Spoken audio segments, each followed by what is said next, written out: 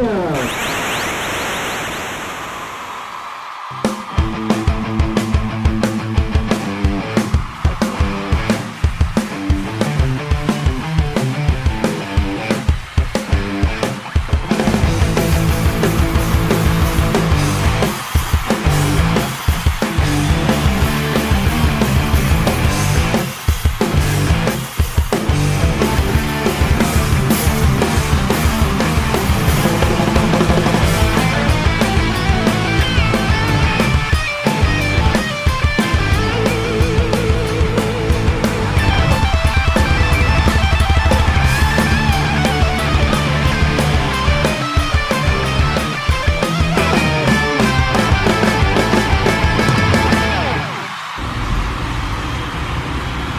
Here we go, guys. Tuesday. 2 down, 3 to go.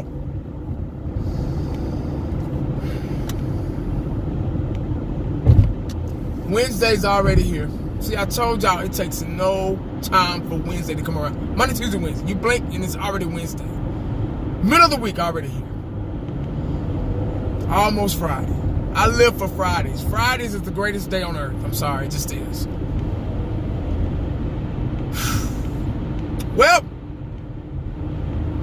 my wish came true last night. Well, it wasn't really a wish. It was kind of like a preference. I preferred the Eagles to win over the Washington Redskins, even though I can't stand either one of them.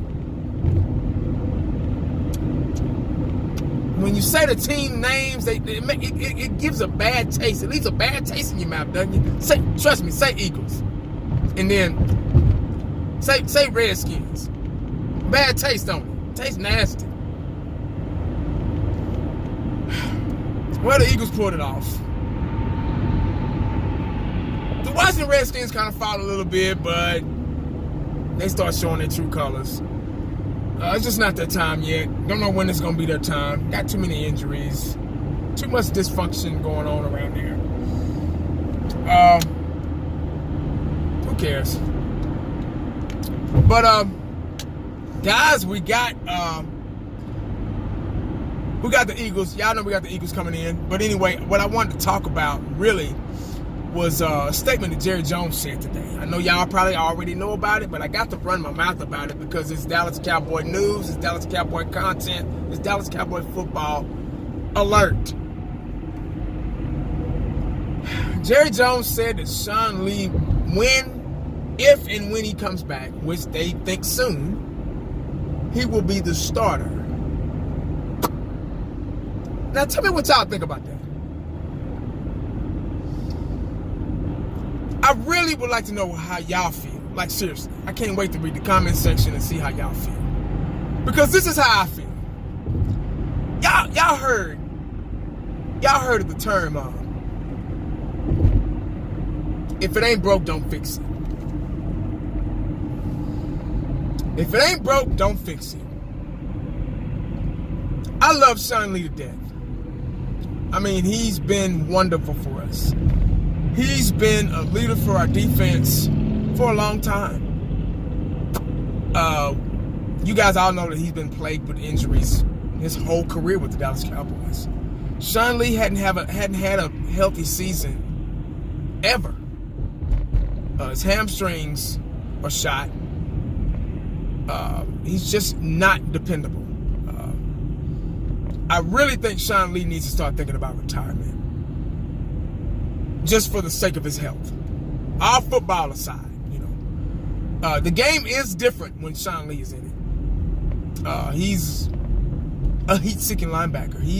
If Sean Lee could have stayed healthy his whole career, he would be in the Hall of Fame easy. One of the best linebackers of all time. Like, seriously. He's that good. He just hasn't been able to show it. You guys are like, Sean Lee, what? Everybody from other fan bases are probably like, Sean Lee, he's not that. What are you talking about? Well, Sean Lee's good. He's very good. He's a difference maker when he's in the ball game.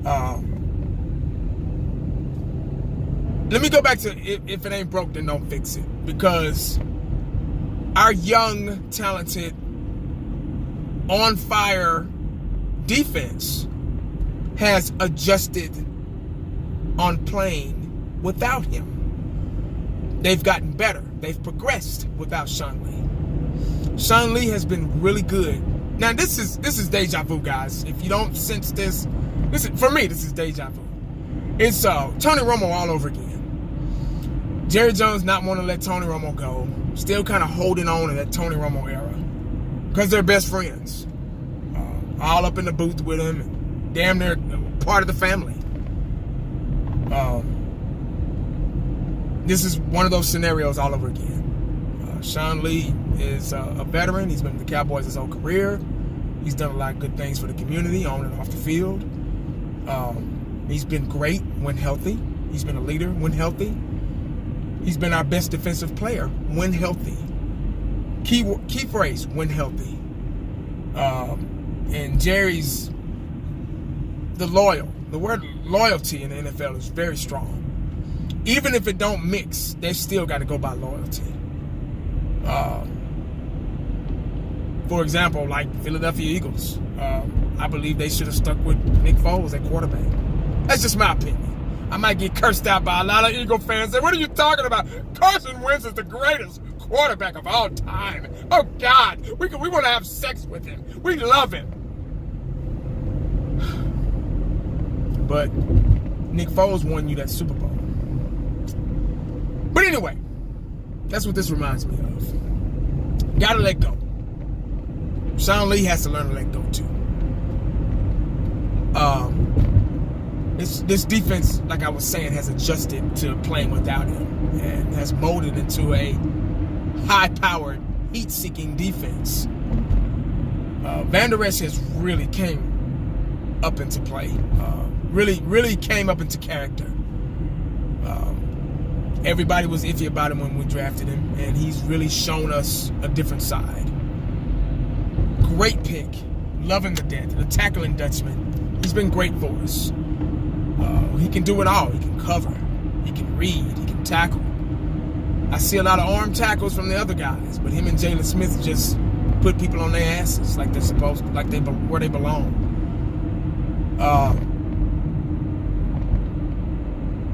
I believe that if and when he does come back, it should be on an alternation basis. And what I mean by that is, if they want to start him, okay, let him start. But still give Van Der Esch his reps too. Because the only way Van Der Esch is going to learn and get better if he plays. All that high school alternating bullshit. See, we did that shit in high school. Alternating. We had about 1 million wide receivers. We had about 1 million cornerbacks. Had about 1 million, running backs. And as soon as you got warmed up and got hot on the field, somebody was coming to get you out. Give everybody a chance to play. That's what they were looking for back in the day, which is understandable. All the kids want to play, and you had to alternate. You could start, but you got to alternate, and that sucked because you didn't want to come out. It's BS. There's no bright side of that situation. And now they're doing it in the NFL. They're alternating. I understand players are human and they get tired, but young guys, you got to keep them in there. Unless they're just dead tired and they can't go on. You got to keep them in there so they can make their mistakes and progress. And that's what Van Der Esch has done. That's what Jalen Smith has done. I remember when Jalen Smith was hitting wrong gaps, we were kind of like, hey, Jalen Smith, is he going to be the guy or what? But he came around and he's beast mode now. Them two together on the field has just been wonderful. Even Damian Wilson has been pretty good. But when Sean Lee back in, I don't know. And you have to think about that. If you're used to doing something and there's one little change, it's not going to be the same, no matter what it is. Just like when something goes wrong with your car. Before that, just for example, your alternator goes out. And it's been running on that factory alternator since you bought the car brand new off the showroom floor. And it finally goes out and you get it replaced. Your car isn't gonna run the same as it did as when you as of when you bought it from the showroom floor. You get what I'm saying? It works. It runs good, but it's not gonna run as good as it did because you're starting to put those different parts in there.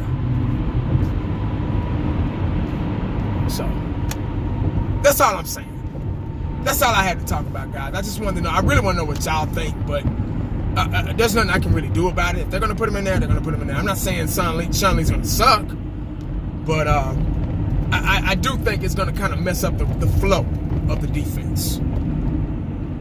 Him being a general on the sideline, just like Romo was in Dak's ear, Sean Lee's in those guys' ear. Van Der Esch is here, Jalen Smith's here, you know, Damian Wilson's here, or whomever, the defense helping out Chris Rashad. You know, that's good. And you can listen to a player that's fought battles with you. That's a good thing. But let me know what y'all think about that man. And, you know, hit me up in the comments section, man. Make sure you stay cowboyed up and prayed up because you never know what the day is going to bring you. Ask Sean Lee. Holla back at your boy. I'm out.